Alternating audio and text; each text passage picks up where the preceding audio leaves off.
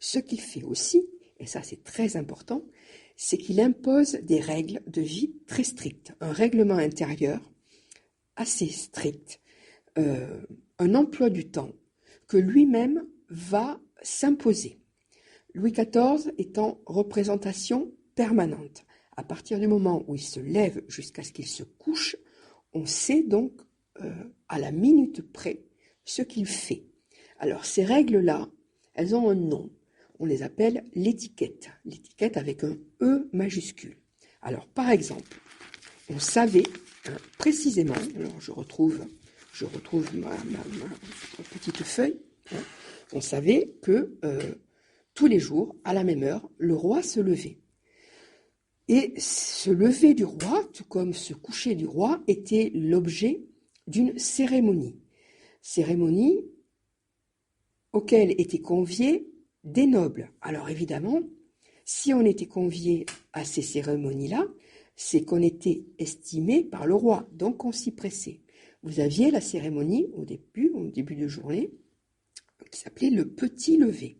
Donc le roi, à 8 heures, était réveillé par son valet de chambre qui avait dormi dans la pièce.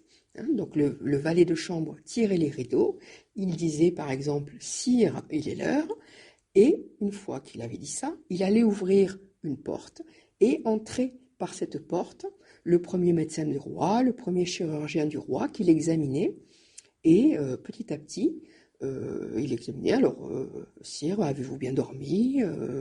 Oui, monsieur le premier chirurgien, j'ai passé une excellente nuit, etc., etc. Une fois que ça s'était fait, et que la toilette était faite, d'autres personnes entraient dans la pièce. Alors, le matin, c'était uniquement des hommes.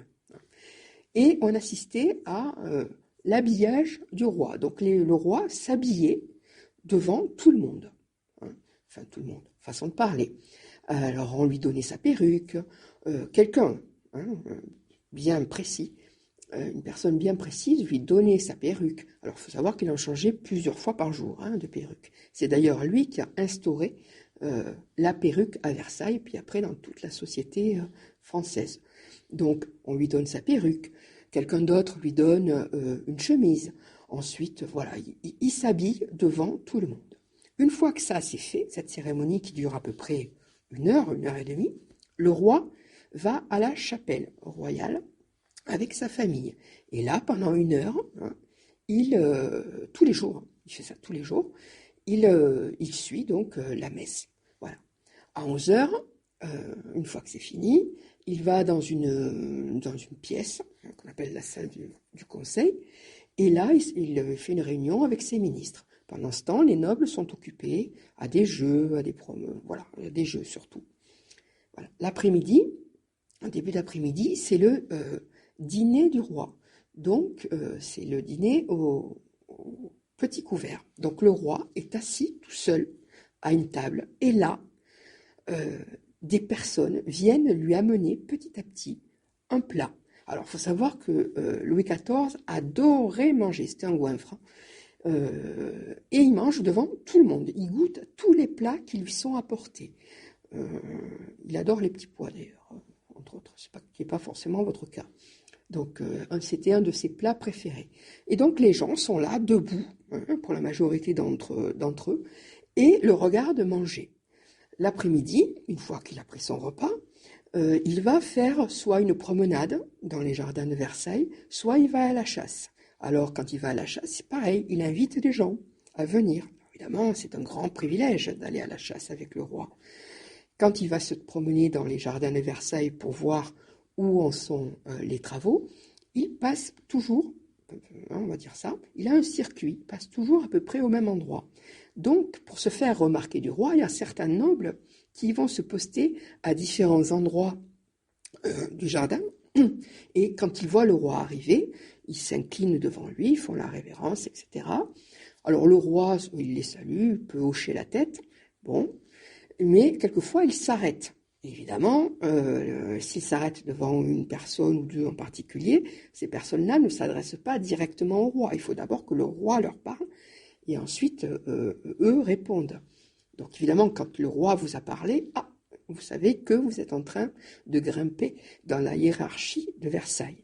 Enfin, c'est tout un jeu comme ça pour s'obtenir les grâces du roi, pour se faire remarquer par le roi. Et tout ça, Louis XIV fait tout ça justement pour les surveiller. Il sait ce qu'il se passe à Versailles, il sait tout. On lui rapporte tout.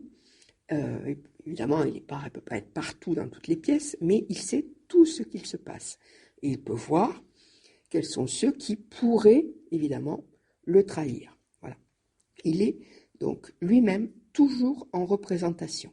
Hein, ça, c'est très, très, très important. Et d'ailleurs, au tout début de son règne, quand il organise des soirées comme ça, il lui arrive de lui-même se mettre en scène. C'est un très bon danseur. Hein, donc, évidemment, il a le rôle principal hein, quand il s'agit d'interpréter un ballet. Il est là, il danse devant tout le monde l'applaudit, etc. Il est très content de lui, mais voilà, c'est quand même un bon danseur. Alors, Louis XIV, donc, est surnommé le roi Soleil. Alors, pourquoi le roi Soleil? C'est pas compliqué, hein, parce que, figurez-vous que le roi, comme le soleil, éclaire le monde et gouverne avec raison et intelligence. Tout un programme. Voilà.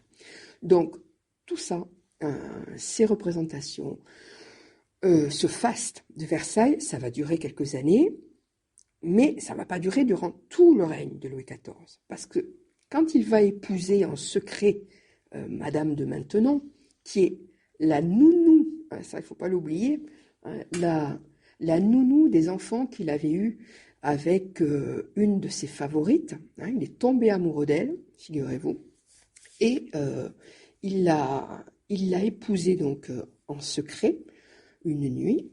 Tout le monde était au courant, mais enfin bon, il l'a quand même fait. Quand donc Madame de Maintenon a été l'épouse du roi, tous ces grands spectacles, tous ces jeux, tout ce faste, petit à petit, il va s'éteindre, quoi, parce qu'elle est assez stricte, elle n'est pas très, très rigolote. Donc, bon, tout ça, ça va progressivement s'arrêter.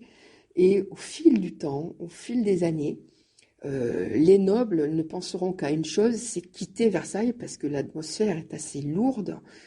Faut savoir aussi que Louis XIV, dans sa famille, n'a pas été épargné par la mort de ses enfants, de ses petits-enfants. Donc il y a une atmosphère très très très pesante qui règne à Versailles. Et dès qu'ils le peuvent, vers la fin du règne, les courtisans vont essayer de partir. Voilà. Donc la fin du règne de Louis XIV, c'est assez difficile. Pourquoi ? Parce que la construction de Versailles a coûté très très très très cher. Elle a quasiment ruiné le pays. Louis XIV aussi a souhaité agrandir son royaume. Donc les guerres coûtent cher. Hein. Il y a aussi, en fin de règne, des épidémies qui sévissent.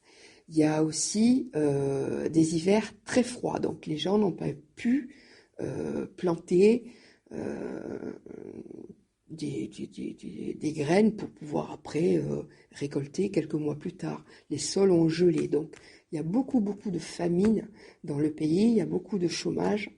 Donc à la fin du règne donc, de Louis XIV, en 1715, le pays est quasiment ruiné. Enfin, ça, il faut le savoir.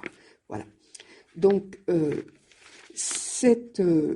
Versailles au départ, c'est pas fait, pour en revenir à ce que je disais au début, c'est pas fait par hasard, hein, c'est une décision mûrement réfléchie du roi Louis XIV.